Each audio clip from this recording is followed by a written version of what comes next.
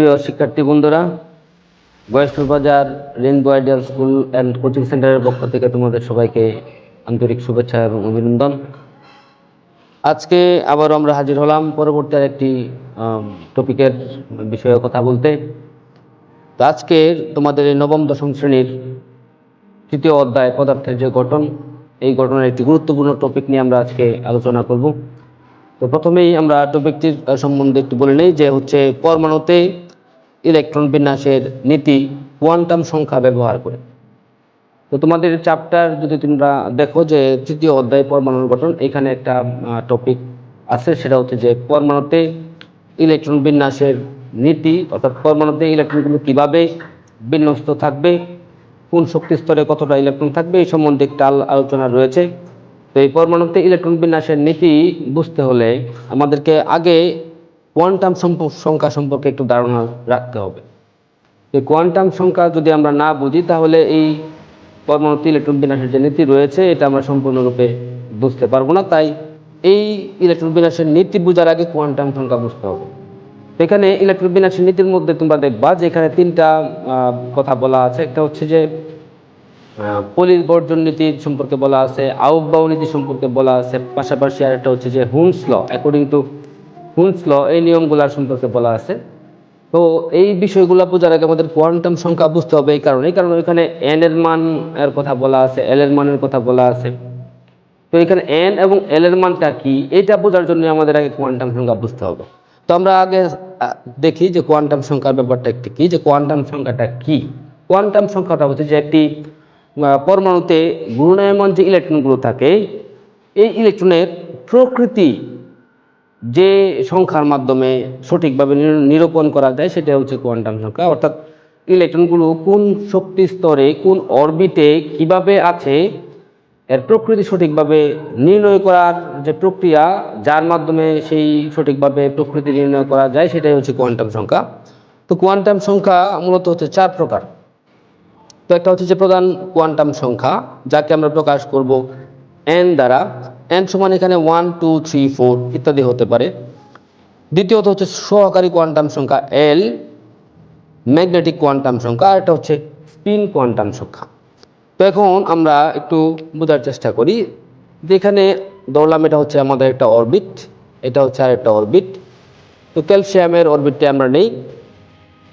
Calcium আমরা জানি যে তার পারমাণবিক সংখ্যা হচ্ছে 20। এখানে আমাদের ক্যালসিয়ামের 4টি অরবিট বা শক্তি স্তর থাকে। তো এখানে এন বলতে আমরা কি বুঝি, এই যে আমাদের যে এখানে গুণ চিহ্নিত যে অংশটুকু রয়েছে, এইগুলো প্রত্যেকটি হচ্ছে আলাদা একটা অরবিট, যাকে এই এন দ্বারা প্রকাশ করা হয়। অর্থাৎ এটা হচ্ছে আমাদের এন এর মান, যেহেতু 1 নম্বর শক্তি স্তর, সেক্ষেত্রে এন সমান 1। এটা আমরা বলতে পারি এন সমান 2, এটাকে আমরা বলতে পারি এন সমান 3, এটাকে আমরা বলতে পারি এন সমান 4। তো এইভাবে আমাদের যে অরবিটগুলো রয়েছে এগুলাকে আমাদের 1, 2, 3, 4 ইত্যাদি দ্বারা প্রকাশ আমরা করতে পারি। তো এখন এই এন এর মান যদি আমরা জানি তাহলে আমাদের এল এর মান বের করা খুবই সহজ হয়। তো এখানে কোয়ান্টাম সংখ্যা শিখলে আরেকটা বিষয় আমরা জানতে পারবো। তোমাদের সৃজনশীল প্রশ্নে খ নাম্বার প্রশ্নে থাকে এরকমভাবে যে 3D এবং 4s এই অরবিটালগুলোর মধ্যে কোন অরবিটালে ইলেকট্রন আগে প্রবেশ করবে, পাশাপাশি n প্লাস এল এর মান হিসাব করে কোনটি নিম্ন শক্তি স্তর অথবা কোনটি উচ্চ শক্তি স্তর এটা নির্ণয় করো, এরকম প্রশ্ন থাকে। তো এই টপিকটা যদি আমরা শেষ করি তাহলে এই ধরনের প্রশ্নে তোমরা যে কোনো প্রশ্নে আসুক এইভাবে অবশ্যই তোমরা পারবা। তো আমরা আগে এই ব্যাপারটা বুঝে নিই যে কীভাবে আমরা বের করব। তো এন সমান যখন আমাদের 1, 2, 3, 4 হয়, তখন আমরা এল এর মান কীভাবে বের করব। এল এর মান বের করার সিস্টেমটা হচ্ছে 0 হতে n-1 পর্যন্ত। তো এটা কি আমরা একটু বোঝার ট্রাই করি। এখানে যে আমরা বললাম যে এন হচ্ছে 2, তার মানে এন এর মান যদি 2 হয় তাহলে এল এর মান কি হবে, এল এর মান হবে, এখানে বলা আছে যে 0 হতে n-1 পর্যন্ত। তাহলে n-1 পর্যন্ত 0 হতে n-1 মানে কি, এন এর মান যদি 2 হয় তাহলে 2 এন এর মান এখানে বসাও, 2 - 1 মানে কি 1। তার মানে এন এর মান যখন 2, এল এর মান তখন কি হবে 0, 1। কিভাবে হলো আর এটা বোঝায় যে n-1 পর্যন্ত। তাহলে এন এর মান ছিল কত 2, এখানে আমরা বসাইলাম 2। এখানে কত -1, তার মানে 2 - 1 = কত হচ্ছে আমাদের 1, তার মানে 0 হতে 1, তাহলে 0 হতে 1 মানে কি 0 1। এর মানে আসলে কি দাঁড়ায়? এর মানে দাঁড়ায় হচ্ছে যে n এর মান যখন 2 হবে তখন l এর মান হবে 0 এবং হচ্ছে 1। তো 0 এবং 1 দ্বারা কি বোঝায়? 0 এবং 1 দ্বারা বোঝায় হচ্ছে এখানে দুইটা অরবিটাল থাকবে, উপশক্তি স্তর থাকবে, একটা হচ্ছে আমাদের s আর একটা হচ্ছে আমাদের p। আবার বলছি আমি, একটা হচ্ছে s আর একটা হচ্ছে আমাদের p। তাহলে s এর জন্য l এর মান কি হয়? 0 হয়। p এর জন্য l এর মান কি হয়? 1 হয়। এখন আমাদের এই দুটো ব্যাপার আমরা দেখলাম। যদি আমাদের n এর মান 2 হয় তাহলে কি l এর মান হয় 0 এবং 1। যদি n এর মান আমাদের 3 হয় তাহলে কি হবে? ওই যে 0 হতে n-1 পর্যন্ত। তাহলে n এর মান যখন 3 হবে তখন আমরা সেটা কিভাবে বের করব? তাহলে n এর মান 3 - 1 = কত হবে? 2। তার মানে হবে 0 হতে 2 পর্যন্ত, তার মানে তখন l এর মান হবে 0 1 2। এইভাবে আমরা পর্যায়ক্রমে প্রত্যেকটা n এর মানের জন্য আমরা কি করব? l এর মান বের করতে পারবো। তো এই l এর মান দ্বারা আসলে বোঝায় যে এখানে কতটা উপশক্তি স্তর রয়েছে এবং সেই উপশক্তি স্তরগুলোর নাম কি। 0 এর জন্য তার নাম হচ্ছে s, 1 এর জন্য হচ্ছে p, এরকম যদি 2 হয় তাহলে তার মান, তার 2 এর জন্য তার নাম হবে কি d। তার মানে এই l এর একটা মান আমরা এইভাবে যদি আমরা জেনে নেই তাহলে সহজ হবে যে l এর মান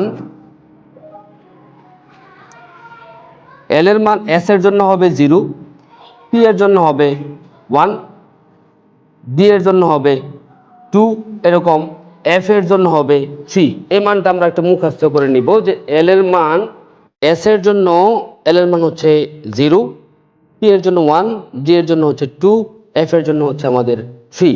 তো এইগুলা কেন আমরা মনে রাখলাম এটা এখন আমরা একটু দেখব। ধরো বলা হলো যে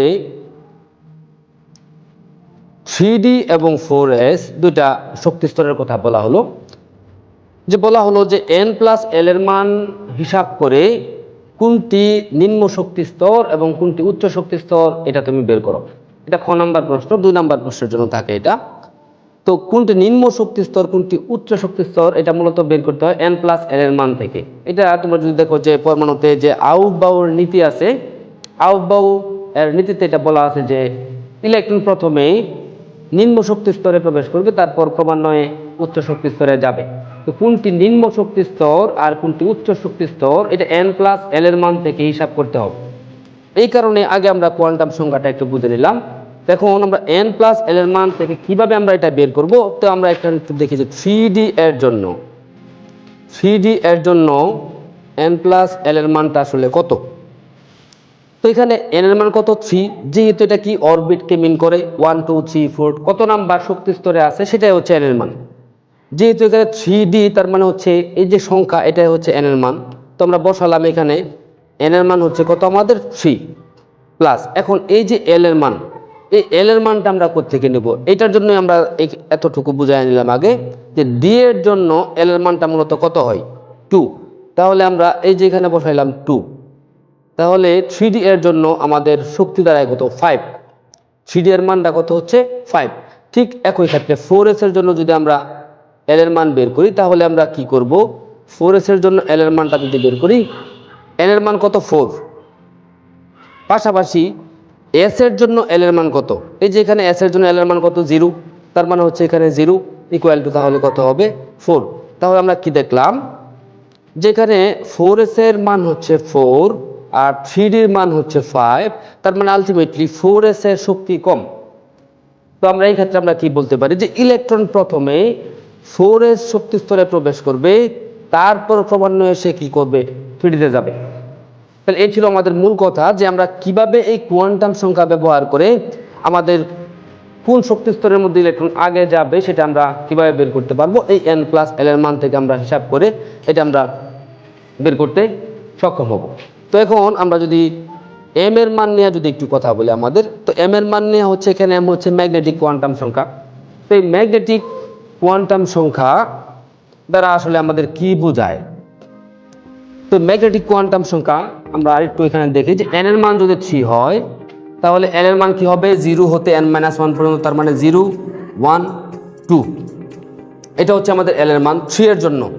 তাহলে এম এর মান ডিপেন্ড করে হচ্ছে এল এর মানের উপর, এম এর মান নির্ভর করবে এল এর মানের উপর। তো এখানে 0 এর জন্য এখানে কি বলছিলাম যে এম এর মান হচ্ছে প্লাস এল হতে মাইনাস এল পর্যন্ত। তো 0 এর জন্য প্লাস 0 মাইনাস 0 এরকম তো হয় না, 0 এর জন্য সবসময় কি থাকবে, 0ই থাকবে। কিন্তু 1 এর ক্ষেত্রে আমাদের এম এর মানটা কি হবে, 1 এর ক্ষেত্রে এম এর মান আমাদের হবে যে প্লাস এল হতে মাইনাস এল পর্যন্ত, মানে কি প্লাস 1 হতে মাইনাস 1 পর্যন্ত, তার মানে 0 এ হচ্ছে প্লাস 1, নিচে হচ্ছে কি আমাদের মাইনাস 1। এখানে আমাদের 3টা মান আমরা পাবো। তো 1 এর জন্য এম এর মান কি হবে 0 প্লাস 1 মাইনাস 1।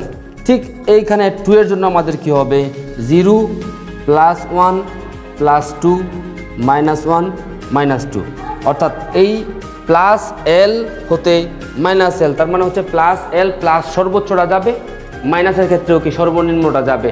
তাহলে শুরু হবে কোত্থেকে, 0 হতে, 0 প্লাস 1 প্লাস 2, ঠিক মাইনাস 1 মাইনাস 2। তাহলে এখন যদি আমাদের আরও বাড়ে সেক্ষেত্রে আমরা এম এর মান কীভাবে বের করব, যদি হয় 4 এন এর মান সেক্ষেত্রে 3 পর্যন্ত যাবে, তখন কী হবে 0 প্লাস 1 প্লাস 2 প্লাস 3, নিচের দিকে মাইনাস 1 মাইনাস 2 মাইনাস 3। ঠিক এইভাবে আমরা এম এর মানগুলাও কি বের করতে পারবো। এখন এম এর মান আসলে কি বোঝায়, এম এর মান দ্বারা আমরা কি শিখতে পারবো, এম এর মান দ্বারা আমরা বুঝতে পারবো যে এই এন যদি 3 হয় তাহলে এই 3 এর জন্য এই তৃতীয় নাম্বার শক্তি স্তরে সর্বোচ্চ কতগুলো ইলেকট্রন থাকতে পারবে, অর্থাৎ এম এর মান থেকে আমরা বের করতে পারবো ইলেকট্রনের সংখ্যা, যে কতগুলো ইলেকট্রন সর্বোচ্চ আমাদের এখানে থাকতে পারবে। তো এইখানে আমাদের তোমাদের পরীক্ষার মধ্যে এই ধরনের প্রশ্ন আসে যে তৃতীয় শক্তি স্তরে বা চতুর্থ শক্তি স্তরে কতগুলো ইলেকট্রন থাকতে পারে, কোয়ান্টাম সংখ্যা ব্যবহার করে সেটা দেখাও। তো এই ধরনের প্রশ্ন থাকলে আমরা এটা বের করতে পারবো এই এম এর মান হিসাব করে। তো এটা আমরা পরবর্তী টপিকে অবশ্যই আলোচনা করব যে কিভাবে আমরা এম এর মান থেকে এই সর্বোচ্চ সংখ্যক ইলেকট্রন সংখ্যা বের করতে পারি। তো আমি আবার একটু রিভিউ করি যে কিভাবে আমরা এই কোয়ান্টাম সংখ্যা ব্যবহার করে পরমাণুতে ইলেকট্রন বিন্যাসের যে নীতি, এটা আমরা এখানে করতে পারবো। যে এখানে আমাদের কোয়ান্টাম সংখ্যা 4 প্রকার ছিল। প্রধান কোয়ান্টাম সংখ্যাকে n দ্বারা প্রকাশ করা হয়, n সমান 1 2 3 4। সহকারী কোয়ান্টাম সংখ্যা 0 হতে n মাইনাস পর্যন্ত, ম্যাগনেটিক কোয়ান্টাম সংখ্যা প্লাস এল হতে মাইনাস এল পর্যন্ত, আর আরেকটা হচ্ছে যে স্পিন কোয়ান্টাম সংখ্যা, যেটাকে আমরা বলছিলাম সেটার আলাদা কোনো আমাদের বিশ্লেষণের আপাতত দরকার নেই, ওইটা আমরা শুধুমাত্র এটার জন্য যে প্লাস হাফ মাইনাস হাফ ঘূর্ণন কোয়ান্টাম সংখ্যা। তো এখন আমাদের এই এন এবং এল এর মান যদি আমাদের জানা থাকে তাহলে আমাদের যে কোনো শক্তি স্তরের ক্ষেত্রে আমরা কি করতে পারবো, কোনটা নিম্ন শক্তি স্তর কোনটা উচ্চ শক্তি স্তর এটা আমরা বের করতে পারবো। তো আমরা আরেকটা এক্সাম্পলের সাহায্যে আমরা এই ক্লাসটা শেষ করব। সেটা হচ্ছে বলা হলো যে 4D এবং 5s, 4D এবং 5s এটার মধ্যে কোনটা নিম্ন শক্তি স্তর বা কোনটা উচ্চ শক্তি স্তর, অথবা n প্লাস এল এর মান বের করে দেখাও যে কোন শক্তি স্তরে ইলেকট্রন আগে প্রবেশ করবে, বা 4D এবং 5s এর মধ্যে কোন শক্তি স্তর বেশি শক্তিশালী। এই প্রশ্নটা একই প্রশ্ন কিন্তু একাধিকভাবে তোমাদের পরীক্ষার মধ্যে ঘুরিয়ে দিতে পারে। তো আমরা একটু দেখি যে 4D এবং 5s এর জন্য।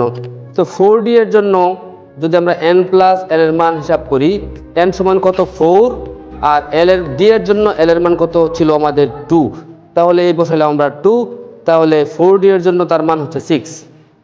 ঠিক 5s এর ক্ষেত্রে যদি আমরা বের করি, 5s এর জন্য এল এর মান হচ্ছে আমাদের কত, n এর মান হচ্ছে আমাদের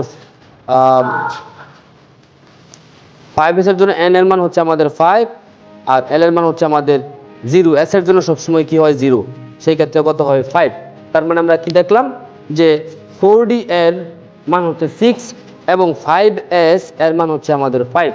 তার মানে এখানে তার শক্তি হচ্ছে কম, তার শক্তি বেশি। সুতরাং আমরা বলতে পারি যে ইলেকট্রন প্রথমে 5s এ প্রবেশ করবে, তারপরে কি 4D তে যাবে। তাহলে আমরা এইভাবে কোয়ান্টাম সংখ্যা ব্যবহার করে কোনটি নিম্ন শক্তি স্তর এবং কোনটি উচ্চ শক্তি স্তর, এই প্রশ্নগুলোর ক্ষেত্রে আমরা খুব সহজে আমরা সমাধান করতে পারবো। তো যাই হোক, আজকে আমরা এই কোয়ান্টাম সংখ্যা ব্যবহার করে কিভাবে শক্তি স্তর নির্ণয় করা যায়, অর্থাৎ কোন শক্তি স্তর আগে ইলেকট্রন যাবে, সেটা এই ধরনের যে ম্যাথমেটিক্যাল প্রবলেম থাকে বা সৃজনশীল প্রশ্ন থাকে, এগুলো তোমরা খুব সহজেই আশা করি পারবে। এবং তোমাদের সবাইকে ধন্যবাদ। পরবর্তী ভিডিওর জন্য ইনশাল্লাহ আশা করি তোমরা অপেক্ষায় থাকবে।